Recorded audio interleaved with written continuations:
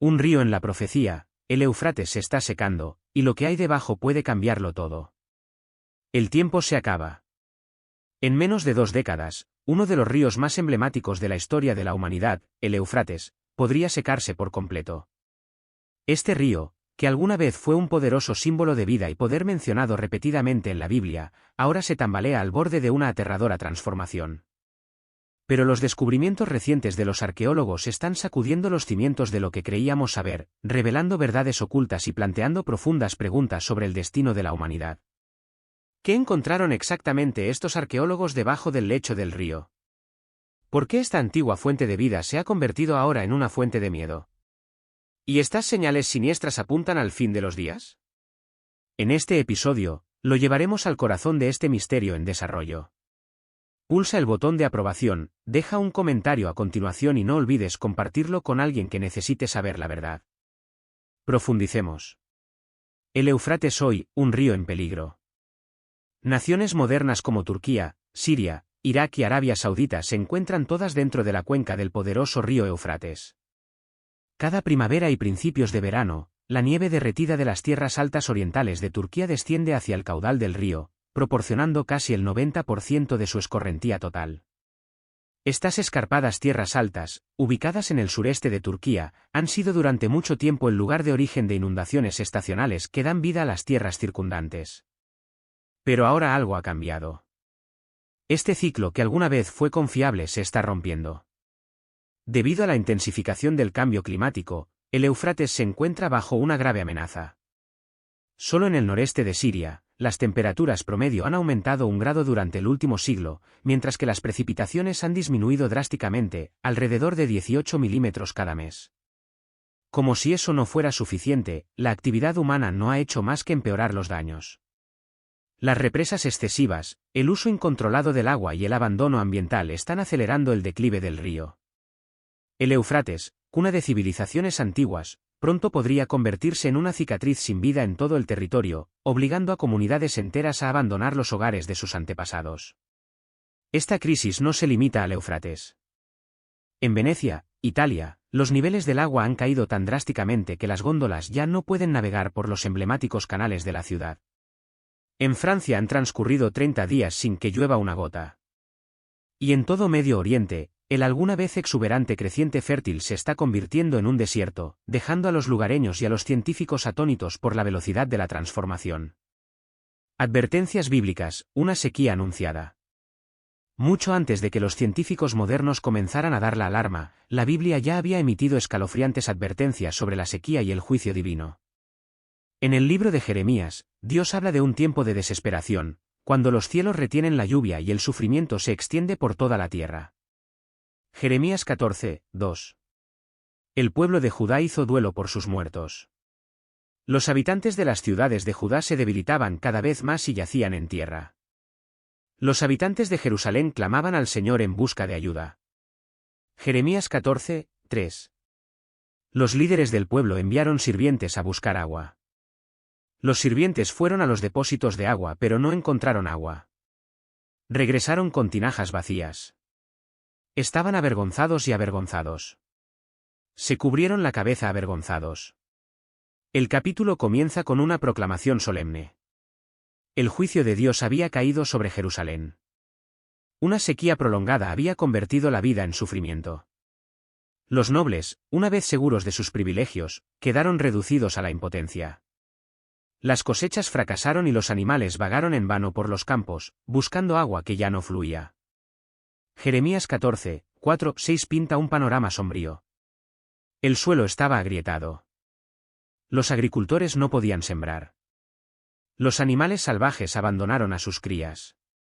Incluso los burros olfatearon el aire desesperadamente, buscando agua, pero no encontraron nada. Esta antigua profecía ahora resuena con fuerza en los titulares de hoy. La humanidad se ha vuelto indulgente y descuidada en el uso de los recursos. Pero ante la inminente escasez, es posible que pronto lleguemos a atesorar el agua como antes la dábamos por sentado. Desatando a los 4 ángeles, una revelación profética. En el libro del Apocalipsis, la sexta trompeta produce una voz siniestra desde el altar de oro ante Dios. La orden es clara: libera a los 4 ángeles que están atados en el gran río Éufrates. De repente, estos terroríficos seres se levantan, armados y preparados. ¿Su misión? Matar a 1/3 de la población mundial. El hecho de que estos ángeles sean descritos como atados sugiere que no son protectores celestiales, sino entidades caídas, tal vez demonios. En la teología cristiana, los santos ángeles de Dios son libres, mientras que algunas de las fuerzas de Satanás permanecen aprisionadas en cadenas de oscuridad. Su cautiverio bajo el Éufrates puede ser lo único que se interponga entre la tierra y un caos inimaginable. Efesios 6 y 12 nos recuerda. Nuestra lucha no es contra sangre y carne, sino contra gobernantes, autoridades y poderes cósmicos sobre esta oscuridad presente. El Éufrates ha sido durante mucho tiempo una región plagada de conflictos espirituales y pecado humano. El primer asesinato del mundo, cuando Caín mató a Abel, ocurrió cerca del Edén, cerca de esta región, Génesis 4, 8. La primera guerra registrada tuvo lugar aquí, Génesis 14. Nimrod, el rey rebelde, fundó aquí su reino, Génesis 10. La idolatría babilónica surgió de esta tierra y algún día será juzgada nuevamente, Zacarías 5, Apocalipsis 18. Algunos creen que los 4 ángeles simbolizan espíritus demoníacos. Otros sugieren que representan naciones o coaliciones militares vinculadas a la región, cuyas acciones podrían desencadenar un conflicto global. De cualquier manera, Apocalipsis 9 lo deja claro, incluso después de la devastación, muchos seguirán negándose a arrepentirse. Sin embargo, la autoridad de Dios sigue siendo suprema, al mal solo se le permite un reinado limitado. Si estos ángeles oscuros están realmente encadenados bajo el Éufrates, entonces su liberación sería señal de un cataclismo como ningún otro. Quizás la tierra misma actúa como una barrera que mantiene a raya las fuerzas espirituales. Si se rompiera ese límite, los gritos de estos seres antiguos podrían resonar en todo el planeta, sacudiendo montañas, colapsando imperios y marcando el comienzo del ajuste de cuentas final. Same, donde comenzó la civilización. Miles de años antes de los temores modernos sobre la sequía o los ángeles, el Éufrates era una fuente de vida y progreso. A lo largo de sus orillas surgió la primera civilización conocida en la Tierra, Sumeria. Esta tierra, junto con los ríos Tigris y Jordán, formaron el creciente fértil, un oasis donde los primeros humanos construyeron ciudades, desarrollaron su cultura y se labraron su lugar en la historia. Alrededor del 3800 a.C., los sumerios se levantaron y establecieron poderosas ciudades-estado como Eridu, Nippur, Kis, Lagas, Ur y la legendaria Uruk. Hacia el año 2800 a.C., Uruk se había convertido en una de las ciudades más grandes del mundo, con una población de hasta 80.000 personas. Sus logros fueron asombrosos. Construyeron enormes muros utilizando técnicas avanzadas de adobe, cerámica y textiles artesanales. Sistemas de riego diseñados para domar los ríos. Animales domesticados para la agricultura, mucho antes de los faraones de Egipto. Pero como todos los imperios terrenales, Sumeria finalmente cayó. Alrededor de 1940 a.C., los elamitas invadieron y saquearon la región. Más tarde, la dinastía babilónica de Hammurabi subió al poder, absorbiendo los restos de Sumeria. Hacia 1700 a.C., los sumerios habían desaparecido en gran medida de la historia, y su legado continuado por los babilonios y asirios. Sin embargo, a medida que el Éufrates se seca, los arqueólogos creen que enterradas bajo sus aguas en retirada hay respuestas, reliquias olvidadas de tiempos antiguos que pronto serán reveladas. ¿Qué secretos se han escondido bajo este río durante miles de años? ¿Qué verdades saldrán a la luz cuando finalmente se exponga el lecho del río? Una advertencia final. La sequía del Éufrates es más que una simple crisis ambiental, puede ser una señal espiritual, una advertencia profética y un ajuste de cuentas histórico, todo al mismo tiempo. A medida que el río se desvanece, también lo hará el velo entre los mundos. Ahora es el momento de reflexionar, prepararse y prestar atención. El Éufrates siempre ha tenido un gran poder para dar vida y tal vez, al final, para ponerle fin. Sabiduría antigua en la cuna de la civilización. En las ruinas desmoronadas que dejaron los sumerios, los científicos han descubierto un impresionante legado de la brillantez humana temprana. La evidencia del lenguaje escrito, la astronomía avanzada, las matemáticas complejas, la geometría precisa e incluso la medicina rudimentaria revelan que estos primeros mesopotámicos eran mucho más sofisticados de lo que se creía. Estos descubrimientos pintan un cuadro vívido de una sociedad que sentó algunas de las primeras bases del conocimiento humano. El Éufrates y el Nilo, ríos que dieron forma a la civilización. Para apreciar plenamente el impacto del río Éufrates, es útil compararlo con otra vía fluvial emblemática, el Nilo. Similitud 1, el lugar de nacimiento de la escritura. Los valles de los ríos Nilo y Éufrates eran tierras fértiles no solo para cultivos, sino también para ideas. Cada uno dio origen a civilizaciones que desarrollaron sistemas de escritura. En Egipto, los jeroglíficos, un sistema simbólico de tallas, contaban historias de faraones y dioses. En Mesopotamia, los sumerios fueron pioneros en la escritura cuneiforme, utilizando símbolos en forma de cuña impresos en tablillas de arcilla para registrar todo, desde el comercio hasta la teología. Similitud 2, la agricultura floreció a lo largo de sus orillas.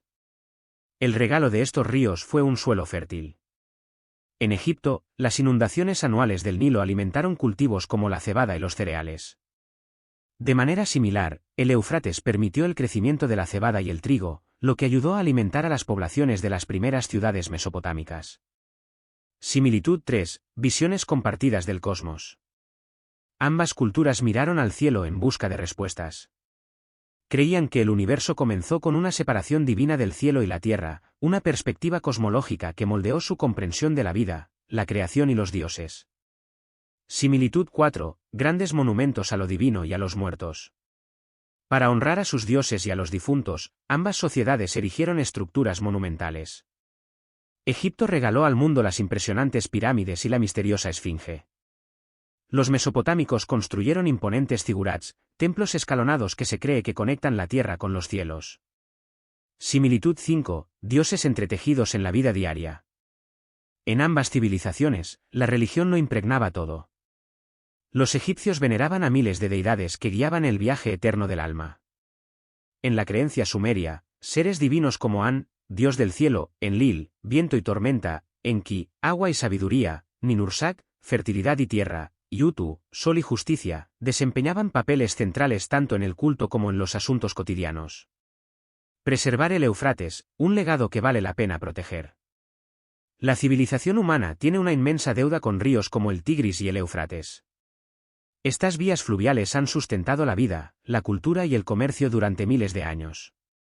Como guardianes de este legado, es nuestro deber protegerlos, tal como honraríamos a un ancestro sabio y querido. Aquí hay algunos pasos prácticos que cualquiera puede tomar para ayudar a preservar estas fuentes vitales de agua. Elija productos de limpieza ecológicos. Lo que se va por el desagüe termina en el ecosistema. Los limpiadores biodegradables reducen el daño a la vida acuática y mantienen la calidad del agua. Plantar un árbol. Los árboles son aliados naturales en la conservación. Sus raíces profundas previenen la erosión del suelo y absorben dióxido de carbono. Solo asegúrese de plantar especies que prosperen en su entorno local. Barrer, no usar manguera.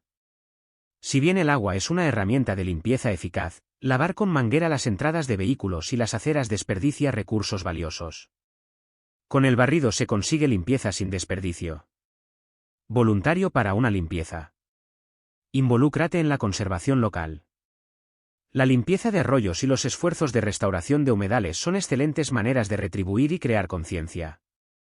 Reducir el uso de pesticidas. Los pesticidas a menudo llegan a los cursos de agua a través de la escorrentía, donde dañan los hábitats acuáticos. Limitar su uso protege tanto a las personas como al planeta. Educar a través de la experiencia.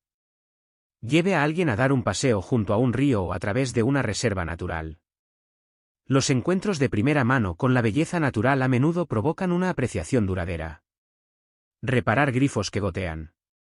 Incluso pequeñas gotas pueden desperdiciar galones de agua cada mes. Una fuga silenciosa podría ser agua, y dinero, que se va directamente por el desagüe. Cada pequeña acción importa. Cuando somos conscientes de nuestro impacto, protegemos el pasado y preservamos el futuro. El milenio, el reinado de 1000 años de Cristo en la tierra. El concepto de un reinado de paz de 1000 años, conocido como el milenio, es una de las visiones más poderosas y esperanzadoras que se encuentran en las Escrituras. Se describe más vívidamente en Apocalipsis 20, aunque aparecen ecos de él en toda la Biblia, especialmente en los escritos de los profetas del Antiguo Testamento que anhelaban un tiempo de justicia, restauración y gobierno divino. La palabra milenio proviene del latín qual, que significa 1000. En un mundo plagado de guerras, inestabilidad y agitación climática, la promesa de 1000 años de paz bajo el gobierno de Cristo es a la vez reconfortante e inspiradora. El tiempo a los ojos de Dios. Para entender el milenio, primero debemos considerar cómo ve Dios el tiempo. El Salmo 90:4 nos recuerda: 1000 años delante de ti son como ayer cuando pasó, y como vigilia en la noche. En otras palabras, Dios existe más allá del alcance del tiempo. Lo que a nosotros nos parece una eternidad, para Él es simplemente un momento. El apóstol Pedro reitera esta verdad. Pero, amados, no olvidéis una cosa, que para el Señor un día es como 1000 años, y 1000 años como un día. 2 Pedro 3:8. Esta perspectiva eterna enmarca el significado del milenio venidero. La visión del Apocalipsis sobre el reinado de Cristo. Apocalipsis 19 marca un cambio dramático: Jesucristo regresa en poder y gloria para vencer el mal y tomar el legítimo dominio sobre la tierra. En los versículos 11 a 16, se presenta a Cristo como un rey conquistador que pone fin al último imperio humano rebelde. Este evento marca el comienzo del milenio, una era en la que la justicia prevalece bajo su liderazgo divino. Esta creencia, que Cristo regresará antes el milenio, forma la base del premilenialismo.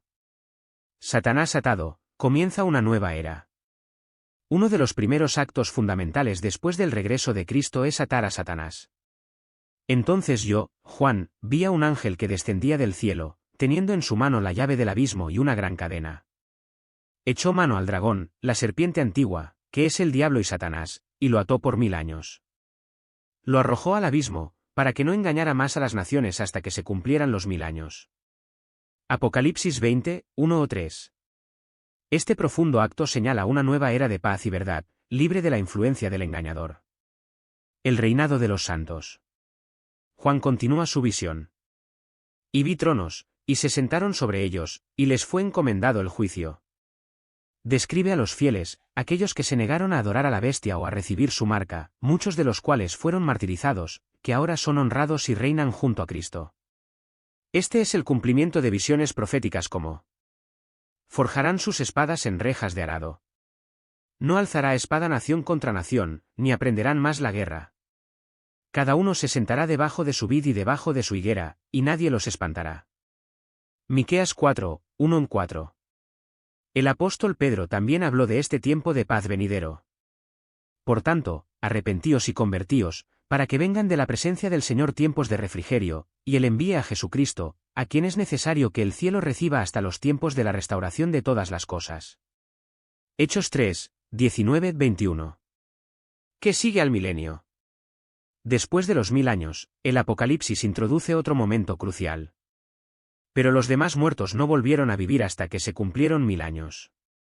Esta es la primera resurrección. Apocalipsis 20:5. ¿Quiénes son el resto de los muertos? Estos son los grandes números de la humanidad que no formaron parte de la primera resurrección, los santos. Permanecen en sus tumbas durante todo el milenio y esperan una resurrección separada. La primera resurrección ocurre con el regreso de Cristo, ver 1 Tesalonicenses 4:14-17, dando la bienvenida a los fieles a la vida eterna. La segunda resurrección, una resurrección para el juicio, ocurre 1000 años después. ¿Cuál es mejor? Un vistazo al milenio. El libro del Apocalipsis ofrece una promesa poderosa e inconfundible. Bienaventurado y santo el que tiene parte en la primera resurrección. Sobre los tales la muerte segunda no tiene poder, sino que serán sacerdotes de Dios y de Cristo, y reinarán con él 1000 años. Apocalipsis 20:6. Este versículo revela una verdad profunda: aquellos que resuciten en la primera resurrección, en los albores del reinado milenario, serán transformados. Ya no estarán sujetos a la muerte ni a la descomposición. En cambio, serán santificados, apartados para servir como sacerdotes de Dios y de Cristo, y reinarán junto al Mesías durante 1000 años completos. El engaño final de Satanás después del milenio. En Apocalipsis 20, la frase 1000 años aparece 6 veces, una repetición deliberada que enfatiza la realidad literal de esta era futura. Este capítulo describe el tan esperado reinado milenario de Jesucristo en la tierra, una época muy superior al mundo turbulento y dividido que ahora conocemos. Pero la historia no termina con los 1000 años. En el versículo 7 leemos que después de que concluya el milenio, Satanás, que había estado atado durante todo ese periodo, será liberado. Se le concederá una última oportunidad para engañar a las naciones, provocando la rebelión una vez más. Sin embargo, este acto final de desafío durará poco, ya que finalmente será arrojado al lago de fuego y azufre, poniendo fin a su influencia para siempre. Versículo 10. Profecías del milenio más allá del Apocalipsis. Apocalipsis 20 no es el único pasaje bíblico que habla de esta era gloriosa. Aunque el término 1000 años se define más claramente allí, el concepto del milenio está entretejido en todas las Escrituras, particularmente en las visiones de los profetas del Antiguo Testamento. Estos escritos proféticos describen un mundo transformado por el gobierno del Mesías, un tiempo en el que la paz global reemplazará a la guerra y el conflicto. Se establecerá la justicia económica y la prosperidad. Se restaurarán la verdadera educación y la moralidad. Los santos resucitados desempeñarán papeles nuevos y divinos en el gobierno. Las naciones físicas serán bendecidas y renovadas. Incluso la naturaleza misma cambiará a medida que los animales se vuelvan pacíficos y la creación sea sanada. El milenio, entonces, no es una vaga metáfora espiritual, es un futuro tangible y glorioso que ofrece esperanza, propósito y renovación tanto para la humanidad como para la tierra. ¿Qué es el milenio? La palabra milenio proviene del latín qual, que significa 1000. En la Biblia, se refiere específicamente al reinado de 1000 años de Cristo como se describe en Apocalipsis 20, 4 o 6.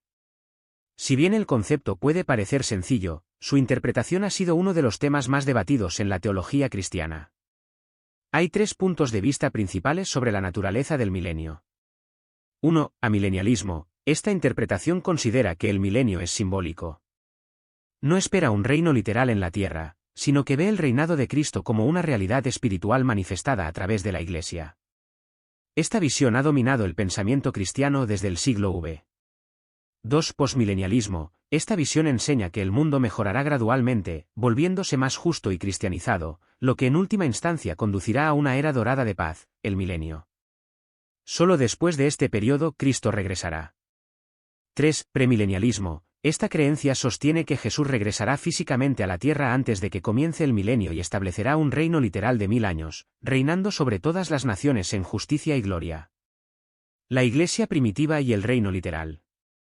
En los primeros siglos del cristianismo, la expectativa de un reino literal de Dios en la tierra era ampliamente aceptada. Los creyentes entendieron que Jesús no solo era el Salvador sino también el Rey de Reyes venidero. Cuando Natanael se encontró con Jesús, exclamó: Rabí, tú eres el Hijo de Dios. Tú eres el Rey de Israel. Juan 1:49. Incluso Poncio Pilato confrontó a Jesús acerca de su reinado, a lo que Jesús respondió con valentía que había nacido para ser rey. Juan 6:37.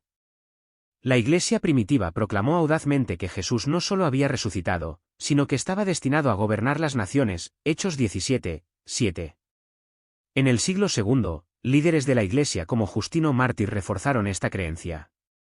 Él escribió: Yo y otros que somos cristianos de mentalidad recta en todos los puntos tenemos la seguridad de que habrá una resurrección de los muertos y 1000 años en Jerusalén, que luego será edificada, adornada y ampliada como declaran los profetas Ezequiel e Isaías y otros.